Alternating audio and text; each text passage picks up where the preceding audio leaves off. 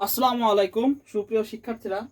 আজকে আমরা চতুর্থ অধ্যায় যে এইচটিএমএল এ মোটামুটি যতগুলো এমসিকিউ সিকিউ আসছে সবগুলো সলভ করার চেষ্টা করব।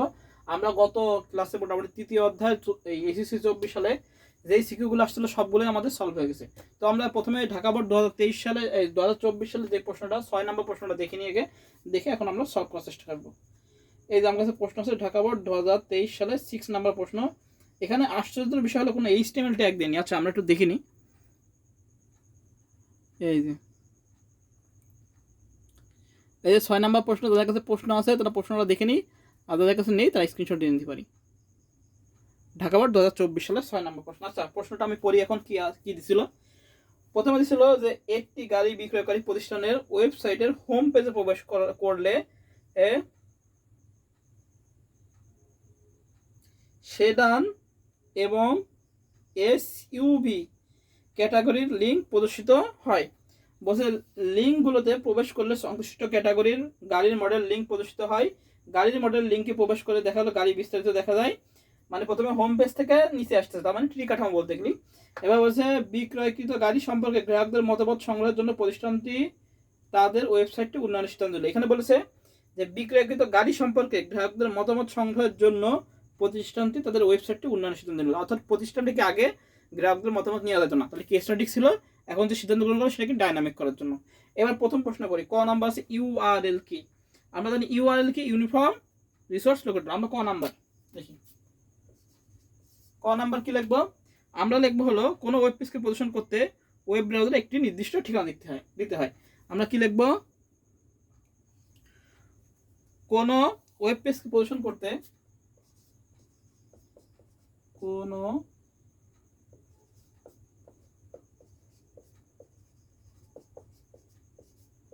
পেজকে প্রদর্শন করতে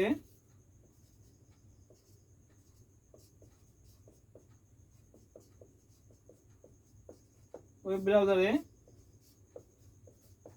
একটি নির্দিষ্ট কি দিতে হয়, ঠিকানা দিতে হয়। কোনো ওয়েব পেজকে প্রদর্শন করতে ওয়েব ব্রাউজারে একটি নির্দিষ্ট ঠিকানা দিতে হয়, এই ঠিকানাকেই ইউআরএল বলে। এই একক ঠিকানাকে ইউআরএল বলে। আমরা জানি ইউআরএল পূর্ণরূপ হলো ইউনিভার্সাল রিসোর্স লোকেটর বা ইউনিফর্ম রিসোর্স লোকেটর, দুটোই আমাদের হবে। তাহলে কি হয়েছে, কোনো ওয়েব পেজকে প্রদর্শন করতে ওয়েব ব্রাউজারে একটি নির্দিষ্ট ঠিকানা দিতে হয়, এই একক ঠিকানাকে কি বলা হয়, আমাদের ইউআরএল বলে। এবার খ নাম্বার প্রশ্ন। খ নাম্বার প্রশ্ন ছিল কি, খ নাম্বার ছিল এইচটিএমএল প্রোগ্রামিং ল্যাঙ্গুয়েজ নিয়ে ব্যাখ্যা করো। খ নাম্বার এইচটিএমএল এর পূর্ণরূপ কি আমরা জানি, hypertext markup language. Hypertext markup language, এটা আমরা এইচটিএমএল এর পূর্ণরূপ জানি, তাই না? এইচটিএমএল পূর্ণরূপ কি আমরা জানি, হাইপারটেক্সট মার্কআপ ল্যাঙ্গুয়েজ। তাহলে এটাকে আমরা কিভাবে লিখবো? আমরা লিখবো যে এইচটিএমএল পূর্ণরূপ হলো হাইপারটেক্সট মার্কআপ ল্যাঙ্গুয়েজ। এটি কোনো প্রোগ্রামিং ভাষা নয়, বরং এটি মার্কআপ ভাষা। আমাদের এখানে প্রশ্ন খ নাম্বার বলেছে হলো এইচটিএমএল প্রোগ্রামিং ল্যাঙ্গুয়েজ নিয়ে ব্যাখ্যা করো। খ নাম্বার এটা এইচটিএমএল প্রোগ্রামিং ল্যাঙ্গুয়েজ নিয়ে ব্যাখ্যা করো। আমরা জানি কি এইচটিএমএল কি মার্কআপ ল্যাঙ্গুয়েজ, প্রোগ্রামিং ল্যাঙ্গুয়েজ না। এইচটিএমএল হলো মার্কআপ ল্যাঙ্গুয়েজ। তাহলে আমরা পূর্ণরূপ থেকে পেলাম কি এইচটিএমএল হলো মার্কআপ ল্যাঙ্গুয়েজ। তাহলে আমরা কিভাবে লিখবো যে এইচটিএমএল এর পূর্ণরূপ হলো হাইপারটেক্সট মার্কআপ ল্যাঙ্গুয়েজ লিখলাম। লেখার পরে আমরা লিখবো হলো এটি কোনো প্রোগ্রামিং ল্যাঙ্গুয়েজ নয়, বরং এটি একটি মার্কআপ ল্যাঙ্গুয়েজ। এখানে আমরা পাইছি যে হাইপারটেক্সট মার্কআপ ল্যাঙ্গুয়েজ। তাহলে লিখবো এটি কোনো প্রোগ্রামিং ল্যাঙ্গুয়েজ নয়, বরং এটি মার্কআপ ল্যাঙ্গুয়েজ। এর কাজ হচ্ছে কোনো তথ্য ব্রাউজারে প্রদর্শনের উপযোগী করা। এখানে যেসব ট্যাগ ব্যবহার করা হয় ব্রাউজার সেগুলো বুঝতে পারে এবং সে অনুযায়ী কি আমাদের ওয়েব পেজে ডেটা প্রদর্শন করবে। তাহলে কি হলো, আমাদের এটা কি আমাদের প্রোগ্রামিং ল্যাঙ্গুয়েজ নয়, এই এইচটিএমএল হলো কি আমাদের মার্কআপ ল্যাঙ্গুয়েজ। ঠিক আছে, এটা আমরা খ নাম্বার লিখবো। আচ্ছা এবার আসি গ নাম্বার।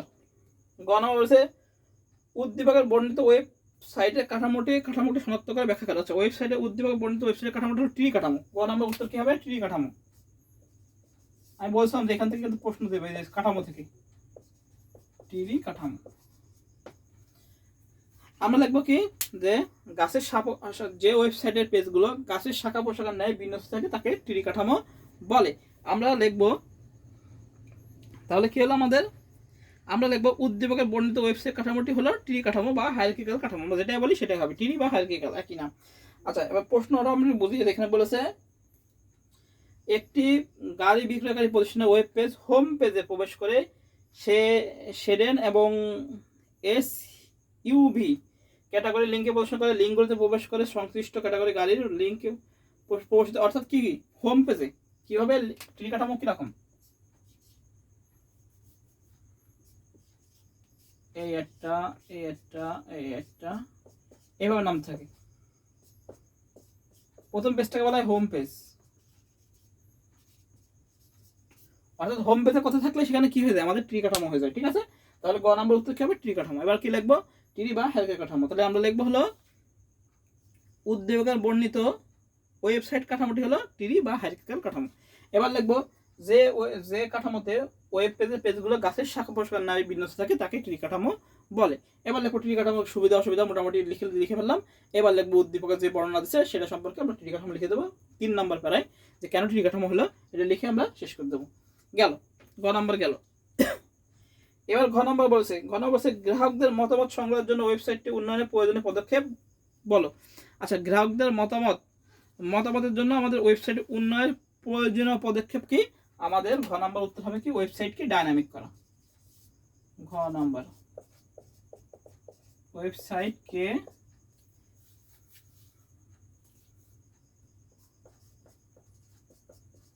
ডাইনামিক ওয়েবসাইটে রূপান্তর করা, সাইটে রূপান্তর করা। তাহলে কি ছিল যে পরামর্শ বা বিভিন্ন কিছু গ্রাহকদের মতামত যাওয়ার জন্য কি করা, আমাদের ওয়েবসাইটের যে পেজটা আছে সেটাকে কি করা ডাইনামিক ওয়েবসাইটে রূপান্তর করা। আমরা কিভাবে সংজ্ঞা দেবো, যে ওয়েবসাইটের পেজগুলো আপডেট তথ্য প্রদর্শন করে এবং ওয়েব পেজ লোডিং বা চালু করার পর ডেটার মান পরিবর্তন করা যায় তাকে কি বলা হয় ডাইনামিক ওয়েবসাইট। তাহলে আমরা কি লিখবো, আগে লিখবো যে উদ্দীপক গ্রাহকদের মতামত সংগ্রহ করার জন্য ওয়েবসাইটটির উন্নয়নের প্রয়োজনীয় পদক্ষেপ হলো ওয়েবসাইটকে ডাইনামিক ওয়েবসাইটে রূপান্তর করা। এবার আমরা সংজ্ঞা দেব যে ওয়েবসাইট আপডেট প্রদর্শন করে এবং ওয়েব পেজ লোডিং বা চালু করার পর ডেটার মান পরিবর্তন করা যায় তাকে ডাইনামিক ওয়েবসাইট বলে। এই ডাইনামিক ওয়েবসাইট কিভাবে চিনবো, এএসপি পিএসপি এবং জেএসপি। কিভাবে চিনবো, ASP JSP PSP dot ASP dot PHP dot JSP থাকবে। এবং কি করা হবে, এটা আপডেট প্রদর্শন করবে এবং গ্রাহকরা কি করবে তাদের মতামত প্রদর্শন করবে। তাহলে ঘরের উত্তর কি হবে, ওয়েবসাইটকে ডাইনামিক ওয়েবসাইটে রূপান্তর করা। এবার আমরা ওয়েবসাইটের সংজ্ঞা দেবো, ওয়েবসাইটের সুবিধা অসুবিধা। তৃতীয় প্যারা যেটা আছে সেটা লিখবো হলো উদ্দীপক সম্পর্কে, যে উদ্দীপকে গাড়ির যে বিষয়টা লিখবো, এখানে লিখবো যে আমরা যে মতামত প্রকাশের জন্য আমাদের ডাইনামিক ওয়েবসাইট লাগবে, কারণ এখানে মতামত প্রকাশ করা যায়, স্ট্যাটিকে তো পূর্ব থেকে তৈরিকৃত থাকে, ওখানে মতামত প্রকাশ করা যায় না। এবার লাস্টে ফেলে লিখবো উপযুক্ত আলোচনায় বলা যায় যে অমুক ওইভাবে লিখবো যে উপযুক্ত ওয়েবসাইটটা বলা যায় কি ডাইনামিক ওয়েবসাইট। হ্যাঁ, এভাবে লিখবো। তবে এই ঢাকা বোর্ডে 2024 সালে যেটা, এটা হলো কোনো HTML ট্যাগ দিইনি। হ্যাঁ, এবার 25 সালে টেবিল ট্যাগ আসার সম্ভাবনা বেশি। তো মোটামুটি এই হলো আমাদের উত্তর।